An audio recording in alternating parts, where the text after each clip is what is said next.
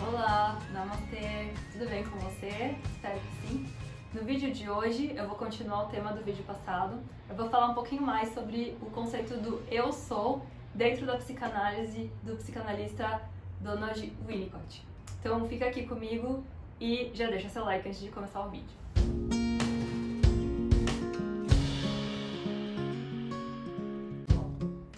Hoje eu vou falar sobre o conceito do eu sou e como eu comecei a observar que isso pode ter alguma relação com a prática do yoga. E eu vou falar mais especificamente a prática do Ashtanga Yoga em alguns pontos, mas isso pode servir para qualquer prática, eu acredito, também na meditação, como sentar meditado num espaço e ficar imóvel. Também serve para essa prática. E eu vou comparar aqui como essas práticas podem estar, não necessariamente, tá? Mas podem estar ligadas com o processo do cuidado materno com o bebê. Então, vamos ver se faz sentido para vocês aqui a minha teoria. E eu tô estudando, né? Tô fazendo um curso de especialização, psicanalista D.W. Winnicott. Então eu tô usando basicamente esse livro aqui, que chama Da Pediatria à Psicanálise, que são vários artigos de anos diferentes que ele foi escrevendo para falar sobre temas diversos aqui, sobre a teoria dele, mas ele tem muitos e muitos livros, e eu também estou me baseando aí nos estudos que eu tenho feito na Sociedade Brasileira de Psicanálise Winnicottiana. Olha só, quando a gente pratica yoga, a gente medita, a gente vai ler os livros, né, tem muito esse conceito do eu sou. E existe até algumas meditações, eu não sei se você já fez, mas eu já fiz, que a gente fica repetindo, eu sou, eu sou, eu sou, eu sou. Ou você fala, eu sou luz, eu sou paz, eu sou amor, e etc. Talvez você já tenha percebido isso. Ou então também tem aquela net, né? Tipo, eu não sou meu corpo, eu não sou meus pensamentos, eu não sou os meus julgamentos, eu não sou a minha casa, eu não sou as minhas roupas, e trarará. O que eu sou então? Daí eu acho que isso tem muito a ver com o conceito de Winnicott, porque assim, como eu falei no vídeo passado, se você quiser, tipo, um pouquinho mais, assiste aí o vídeo anterior, eu só vou resumir. O Winnicott, ele fala sobre o desenvolvimento que a gente, de todos os seres humanos, e que nós somos propensos, já nascemos inata essa potência de se desenvolver em direção da dependência absoluta, em direção à independência, que nunca vai ser absoluta. A independência não é absoluta porque a gente sempre precisa estar em relação pra gente viver. E aí ele fala sobre essa evolução, vamos dizer, que vai passando de várias e várias etapas, desde o nascimento até a morte. Inclusive o processo da morte faz parte desse desenvolvimento maturacional, né? E que a gente pode ir passando por essas fases e em algumas tarefas, ele chama, né? Algumas tarefas a gente passa e consegue integrar bem o que a gente tem que ter aprendido ali naquele momento da vida. Em outras, talvez não. E tudo isso depende da interação com o ambiente. Então não é só nem inato do indivíduo que isso vai acontecer 100%, independente do que aconteça. E nem é a responsabilidade total do ambiente onde o indivíduo nasceu, viveu e foi se desenvolvendo. É a relação, é a troca de um indivíduo único e singular e a sua forma de ser e de um ambiente e como se dá essa interação e o que ele chama, assim, fases talvez mais cruciais que a gente tem no desenvolvimento primeiro de tudo, criar esse senso de eu sou, de formar esse senso de eu sou, de que como o ambiente facilita com que cada indivíduo crie o seu senso de eu sou, e que isso é inato, mas não necessariamente, não quer dizer que vai acontecer, se não tiver um ambiente que favoreça esse acontecimento. E o que ele chama do cuidado materno, que ele chama de suficientemente bom. Não significa que tem que ser perfeito, não significa que não vai ter falhas, significa suficientemente bom. E significa que o ambiente que cuida do bebê e que é mais representado pela mãe, ele vai atender às necessidades do bebê naquele momento, não aos desejos, às necessidades, que é diferente. Então, quando a gente tem um bebê bem pequenininho, ele não tem noção que ele é separado do mundo. Pra ele, a mãe, ele e tudo é a mesma coisa. E ele também não tem noção de que, tipo, ele está contido no corpo dele.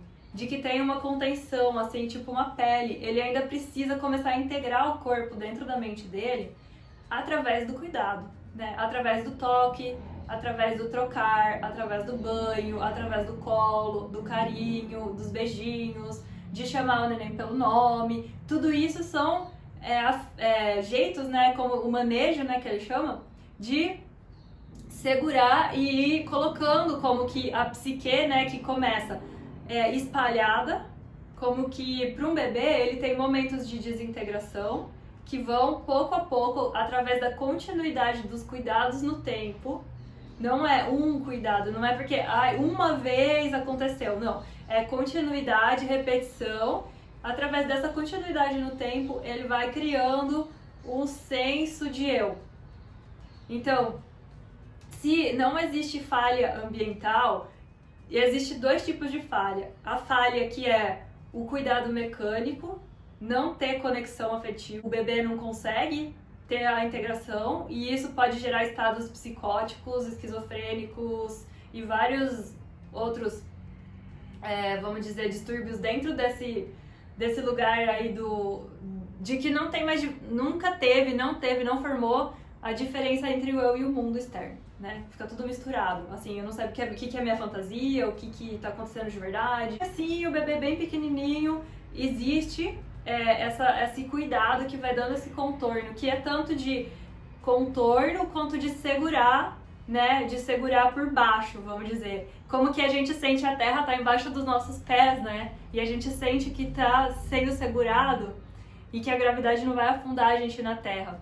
E tanto que, não sei se você já teve esses sonhos, mas às vezes a gente tem sonhos que a gente tá caindo num abismo, ou que a gente tá caindo num poço sem fundo, e a gente vê isso até em desenho animado direto. Isso representa essa nossa fantasia inicial, essa tendência de que realmente a gente tem esse medo primordial de cair e nunca mais chegar lá embaixo. E é por isso que é importante que exista essa contenção de baixo para cima, para começar a ter essa confiança, né? E eu acho muito interessante que no yoga se trabalha muito isso, né? A gente fala bastante sobre os pés, a conexão com a terra. Aí ontem mesmo eu tava guiando uma prática de Yoga Nidra, e no Yoga Nidra ele fala muito: percebe o contato do seu corpo com o chão, as partes do seu corpo que encostam no chão, cada parte do corpo que encosta no chão. Então, é como fazer esse segurar de novo de baixo para cima, para que a gente possa, então, agora no caso, quando é o bebê que está formando, mas isso vai sendo com o tempo desenvolvido e depois, quando acontece o desmame, e aí o neném começa a perceber que ele é separado da mãe, que a mãe não é ele, que o ambiente não é ele. Os relacionamentos, qualitativamente falando, o jeito que se relaciona ao neném, ele começa a querer buscar as coisas, pegar as coisas. Então tem um exemplo assim, tipo, primeiro o neném ele consegue pegar o que ele quer e colocar na boca. Beleza. Mas quando ele percebe que ele é separado da mãe, meio que ele quer provocar a mãe, ou ele quer realmente dizer que ele quer rejeitar aquilo que não é ele começa a jogar as coisas no chão, aí a mãe devolve, aí ele joga de novo, aí a mãe devolve, aí ele joga de novo. Isso faz parte do bebê, ele tá criando essa noção de que aquilo não sou eu e ele quer jogar pra fora, sabe? Então ele já tem essa noção do que é o que sou eu e o que não sou eu. Mas só que, como eu falei, não é garantido que todo mundo vai ter e bem integrado essa posição do eu sou. O trabalho do yoga também pode ser feito nessa direção, né? Não, obviamente, e não todo mundo vai ter essa possibilidade de fazer esse trabalho. Mas uma coisa que eu acho interessante, que eu vou comparar aqui com o que ele fala sobre essa coisa do cuidado. Então, assim, beleza, você passou por essas fases, aí você agora começou a praticar yoga. E aí, a própria prática do yoga, eu sinto que quando ela é bem colocada, quando eu sinto que às vezes até o professor de yoga, a professora de yoga, ela pode assumir essa função como de cuidado que a mãe faria, de ser suficientemente bom, né? Ou seja, a professora ou o professor, ele vai falhar com o aluno naturalmente, mas ele vai manter uma rotina, né? De de que o aluno, o praticante, sinta que ele está sendo segurado, tanto com os ajustes, quanto com os ajustes também agora, né, com as palavras do professor, o modo do professor falar, o tom de voz e tudo isso, como ele vai sentindo que ele está num ambiente seguro, que ele está se sentindo, que ele sente que ele tem uma contenção, uma segurança, e a partir desse momento ele pode até regredir para estados que todo mundo tem. A gente não quer dizer que a gente passou pela fase e teve o amadurecimento e acabou. Não, aquilo faz parte de nós. A gente pode voltar quando for necessário ou quando for provocado. Tipo, sei lá, você passa por um luto, você regride um pouco, né? Você volta para fases anteriores, né? E aí eu sinto que, é óbvio, não é sempre, não é todo professor, não é toda a prática, mas eu sinto que pode ter essa conexão simplesmente das aulas acontecerem, ou de você sentar para meditar todo dia no mesmo horário, no mesmo lugar, você tá criando um ambiente para você ter essa contenção, esse manejo, né, tipo, da rotina. Porque justamente pro bebê poder ter essa noção do eu sou e ele ir integrando, além de todos esses cuidados que eu falei pra vocês, tem que ter continuidade e tem que ter repetição, tem que ter rotina. Tem que ser meio chato, assim, tipo boring, sabe? Isso é importante, que seja tedioso, é meio tedioso, entendeu? É sempre aquela coisa, aquela repetição naquele horário, porque daí meio que ele vai começar a adiantar também o que vai acontecer, tipo, aí ele escuta o barulho que a mamadeira foi colocada no micro-ondas, aí ele para de chorar. Aí ele escuta o plim do micro-ondas, aí ele começa a chorar de novo porque já tá na hora de mamar. Ele vai criando essa rotina na cabeça dele, isso é muito importante pra ter uma estabilidade psíquica, né? E essa criação, essa sensação do eu sou de verdade mesmo, e não falsa, que eu falei no vídeo passado sobre isso.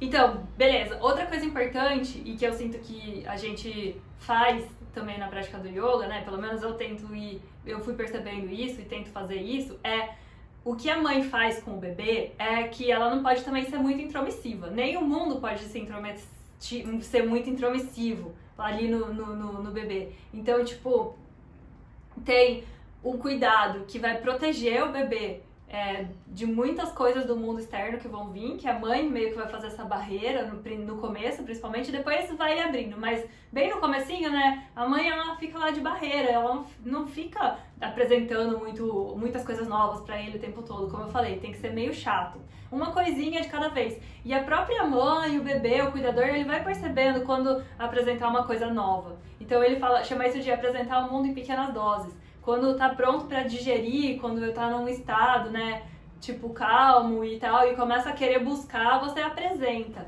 E eu sinto que no yoga é assim, você vai meio que apresentando uma postura nova, ou uma variação daquela postura, você vai ou apresentando uma variação da meditação, aí você medita 5 minutos, agora 7 minutos, agora 10 minutos. Quando você tá pronto, você tá ancorado já naquele patamar daquilo que você já tem de rotina e você já aprendeu, que você já se assentou, você vai apresentando o mundo em pequenas doses. E eu acho que é muito interessante isso na prática do Ashtanga, por a gente ir aprendendo, né, dentro da sequência, né, uma postura de cada vez. Quando você já tá bom naquela postura, você aprende a próxima. É meio que isso, assim, tipo, eu vejo assim, né, como apresentando o mundo em pequenas doses. Você passa só mais uma postura, aí você faz aquela postura, aí tá bom, aí passa mais uma postura. Então você vai vendo quanto que dá pra ir administrando, né, homeopaticamente, e eu sinto que aí você vai, tipo, a gente vai incorporando a prática de uma forma muito mais sólida, né. E outra coisa que tem a ver com a prática é a repetição da sequência, né, sempre fazer a mesma sequência, e que o que ajuda, que é recomendado, é fazer sempre no mesmo horário, né, todos os dias, 6 vezes por semana e tal, é criar a rotina, que é essa monotonia.